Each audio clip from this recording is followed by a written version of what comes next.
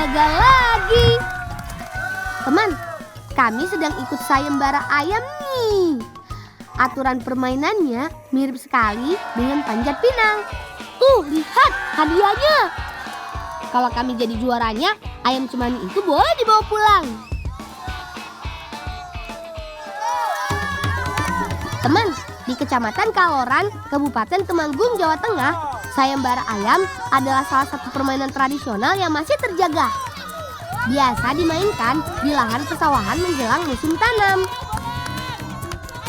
Ayo, sedikit lagi. Hore! Akhirnya ayam cemani ini bisa kami bawa pulang. Oh iya, kita kan janji bantu bibi dan kakak masak untuk acara nyadran. Oh iya teman, di balik aneka ragam makanan tradisional Jawa, biasanya terdapat nilai-nilai luhur di dalamnya. Seperti ayam ingkung atau biasa juga disebut ayam lodo. Sejak dulu kala, ayam ingkung menjadi menu wajib dalam acara adat atau perayaan. Masakan yang selalu tampil dengan tumpeng atau nasi ini bahkan sudah ada sejak zaman kerajaan Jawa kuno. Keistimewaan masakan ini yaitu menggunakan bumbu rempah seperti merica, ketumbar, jahe, lengkuas, dan kunyit.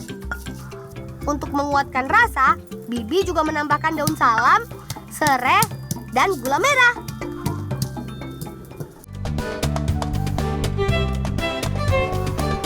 Bumbu yang sudah dihaluskan terlebih dulu disangrai sampai matang. Selanjutnya ditambah dengan gula merah, serai, daun jeruk, dan lengkuas. Tambahkan air untuk membuat bumbu tidak gosong. Setelah bumbu larut, baru deh ayam dimasukkan. Pastikan semua bagian daging ayam terendam supaya bumbu dapat meresap sampai ke dalam. Lang, apa? Rewangi aku lang, aku kangelan. Yo.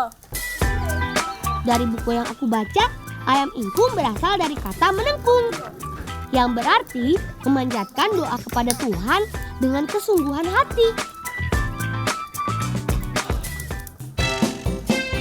Nah, kalau yang sedang disusun kakak dan Fatin, namanya tenong. Tenong adalah tempat makanan yang terbuat dari anyaman bambu. Nantinya, nasi dan ayam ingkung serta beberapa jajanan pasar akan diletakkan dan dibawa menggunakan tenong. Lang. Apa mbak? Kuwi pitike kayane wis mateng, gorene wae. Iya mbak.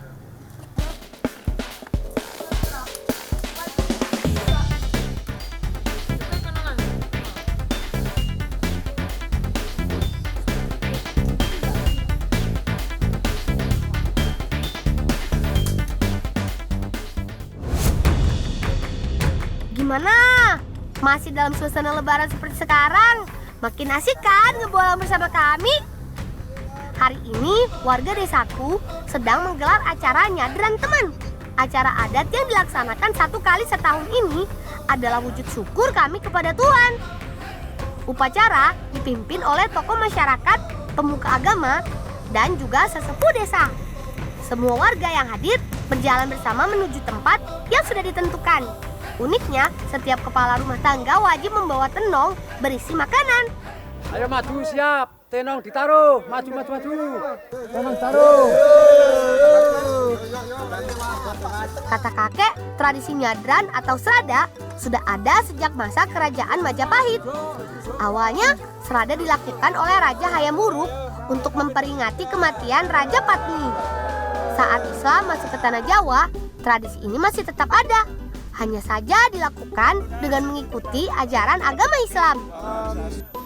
Makanya tidak heran di beberapa daerah di Pulau Jawa, tradisi ini banyak digelar sebelum Ramadan dan saat Lebaran. Selain wujud syukur, nyadran menjadi cara untuk mempererat kekerabatan, menelusuri asal-usul keluarga, dan berbagi rezeki dengan saudara dan tetangga.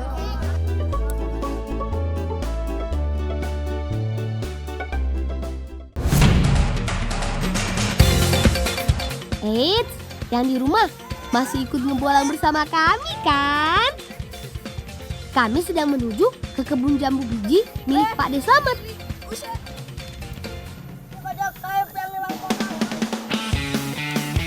Tanda buah jambu biji atau jambu batu bisa dipanen jika kulit buahnya sudah berwarna hijau muda dan sedikit keputih-putihan.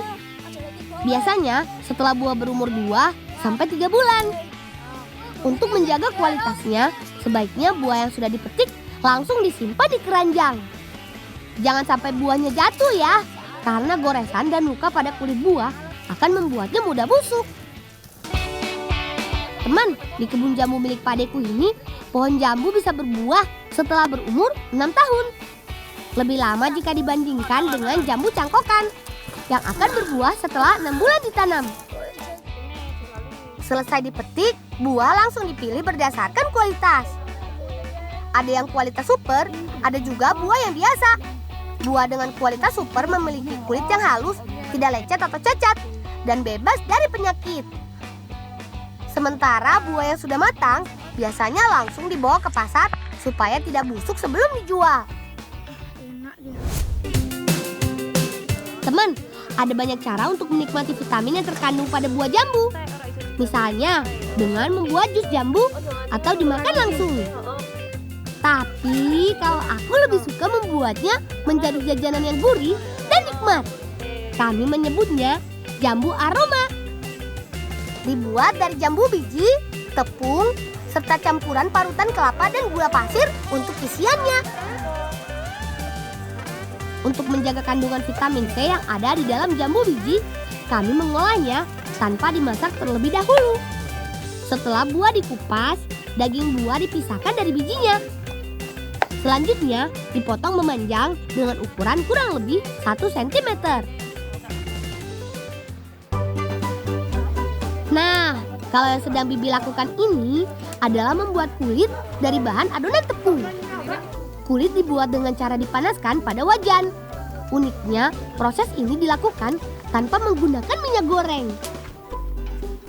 Ini karena sebelumnya tepung sudah dilarutkan dalam air, sehingga tepung akan matang tanpa gosong jika dimasak dengan waktu yang tepat. Lain kulit, lain pula bahan untuk membuat isiannya. Selain daging jambu biji, bahan untuk membuat isian jambu aroma adalah kelapa parut dan gula pasir. Karena selain manis, jambu aroma juga memiliki cita rasa yang gurih. Parutan kelapa inilah rahasianya. Bibiku sangat jago membuat jambu aroma. Dalam waktu yang singkat, Bibi bisa menyelesaikan banyak sekali gulungan jambu aroma siap goreng. Setelah dipotong dengan panjang kira-kira 2 cm, sekarang jambu aroma siap digoreng. Tak perlu lama, jambu aroma akan matang setelah digoreng kurang lebih 5 sampai 10 menit. Memasaknya dengan cara digoreng membuatnya semakin gurih dan renyah.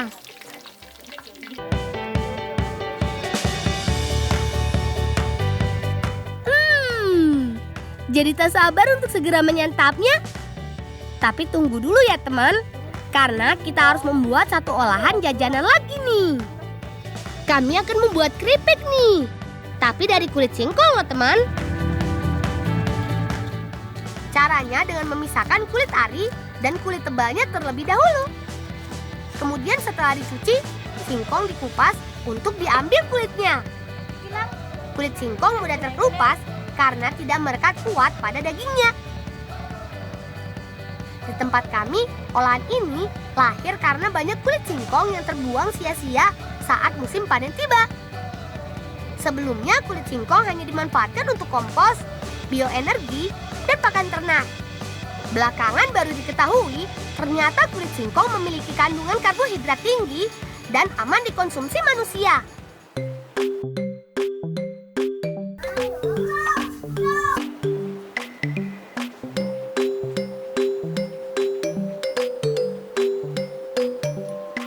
Nah, setelah direbus dan diberi garam, selanjutnya kulit singkong direndam dengan bumbu. Bahannya bawang putih dan ketumbar. Supaya mudah merekat, bumbu diaduk bersama dengan tepung dan air. Setelah tercampur merata, kulit singkong siap digoreng. Sama seperti cara menggoreng tempe atau tahu goreng. Keripik singkong bisa diangkat dari penggorengan setelah berwarna kuning kecoklatan.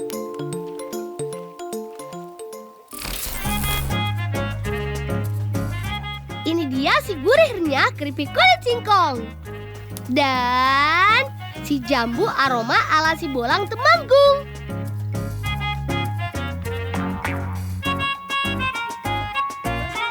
Selamat makan! Bukan main, tak kalah dengan keripik pisang atau keripik nangka.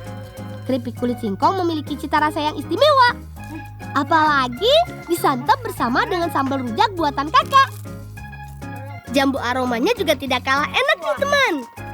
Wah, bukan main. Renyah, gurih, manis. Mbak, iki jambune kok abang apa wis mateng? Lha wis kok. Lah jual abang iki ya. Justru sing abang kok ngene iki, malah vitaminnya iki durung ambyar. Ngono. Selain untuk cemilan sehari-hari, jajanan manis ini juga cocok dinikmati bersama keluarga saat kumpul lebaran.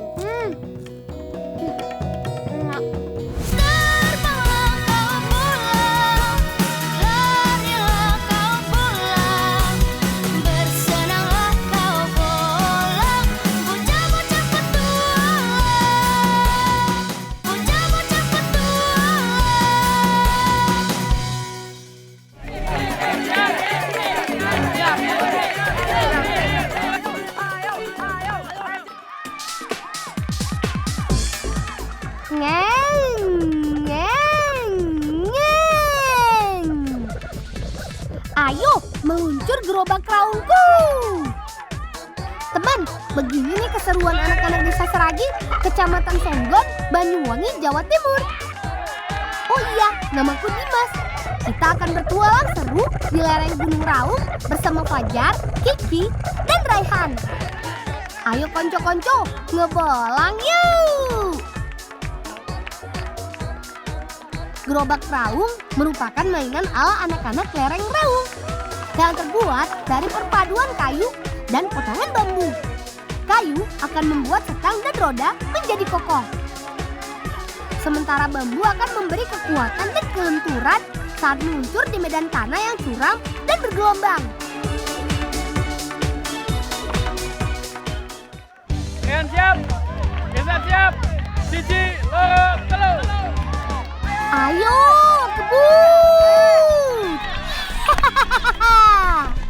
Teman, kalian tidak mau mencobanya? Seru loh!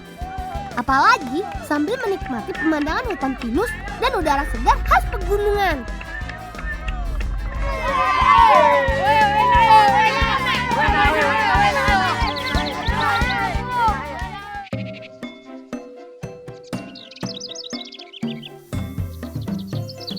Bermain bersama teman memang seru dan menyenangkan. Tapi jangan lupa liburan juga harus diisi dengan membantu orang tua ya. Ayo Lang, diwangi Pak Lek Lang, ngebros Lang. Oke. Ayo. Untuk mendapatkan sebutir nasi yang kita makan, ternyata membutuhkan proses yang panjang. Mulai dari pengolahan tanah, pembibitan, penanaman, sampai saat panen padi. Paman masih menggunakan cara panen yang diwariskan oleh para leluhur, yaitu dengan gepyokan.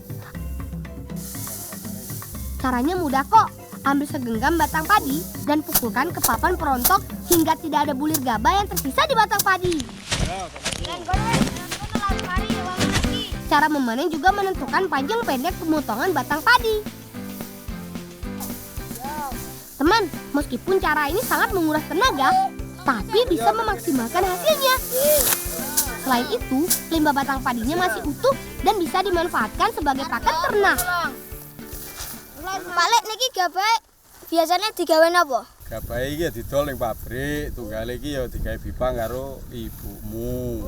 Oh, bipang. Bipang. Duh, lali aku kudu ngewang ibuku nggawe bipang. Iya, mau kan wis janji. Iya. Ayo wis Pak Lek. Yo. Kula pamitan dhisik. Oh, yo. Heeh, yo wis. Yo. Pak Lek. Yo.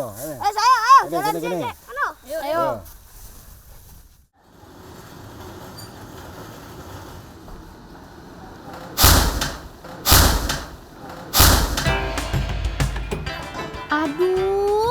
Meskipun tiap hari mendengarkan bunyinya, tetap saja aku kaget dibuatnya.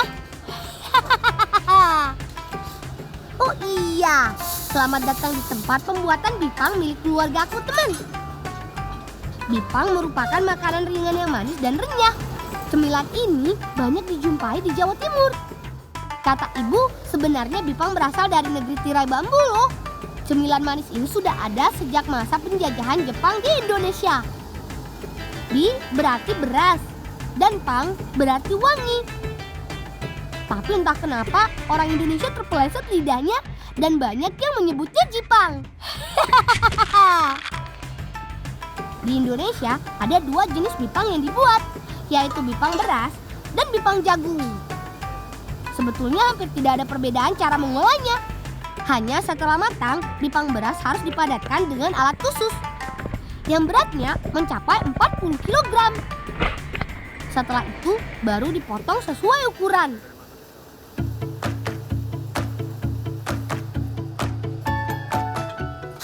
Kalau yang kami buat ini bipang jagung. Perhatikan nih cara membuatnya. Pertama, masukkan bulir jagung berkualitas ke dalam wadah khusus bertekanan. Kemudian tutup dan panaskan dengan api. Selama proses pemanggangan, wadah harus selalu diputar supaya panasnya merata. Setelah kurang lebih 10 menit, wadah bisa dibuka. Awas, tutup telinga kalian. Teman, bunyi ledakan jagung biasanya lebih keras dari bunyi ledakan beras. Ledakan ini adalah hasil dari tekanan panas yang terakumulasi dari dalam wadah. Berbarengan dengan bunyi ledakan itu, jagung akan menyembur keluar dalam keadaan mengembang. Nah, satu lagi bedanya. Setelah diberi gula, bipang jagung tidak ditekan dan diratakan menggunakan alat, tapi dibentuk bulat-bulat menggunakan tangan kosong. Mau bipang beras atau jagung, dua-duanya adalah bipang dengan kualitas terbaik yang kami buat.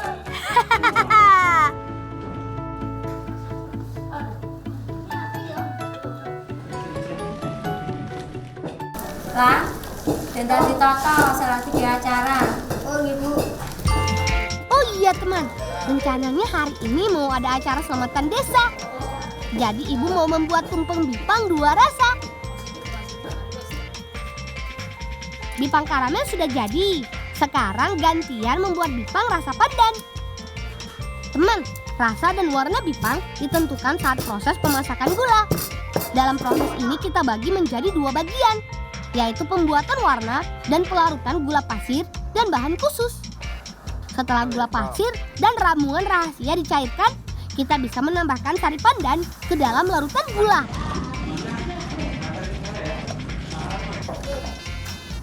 Teman, berbeda dengan bipang beras. Sebelum dicampur gula, berondong jagung harus kita ayak terlebih dahulu. Tujuannya supaya kulit permukaan jagung yang keras terlepas dari isinya yang lembut seperti busa. Tuh lihat, kulitnya pada rontok.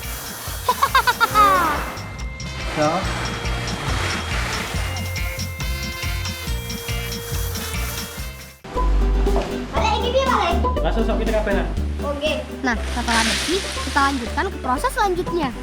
Masukkan berondong jagung ke dalam wadah besar dan siram dengan gula pasir yang sudah ditambahkan ramuan khusus. Ki, ayo ngewangi Ki.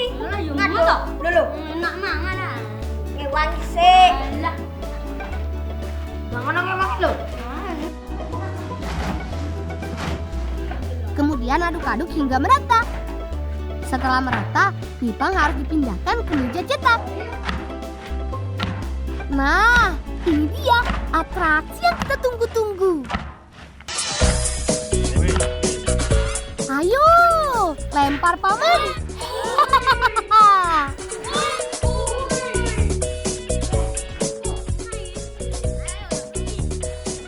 Enak kasih kulit lah. Panas wala. Oh, enggak. Aku enggak panas. Gede nih. Teman, bipang harus segera dicetak selagi hangat. Kalau tidak, bipangnya akan menggumpal dan lengket sebelum terbentuk. Oh iya teman, di lahat Sumatera Selatan, bipang biasa menjadi cemilan saat lebaran.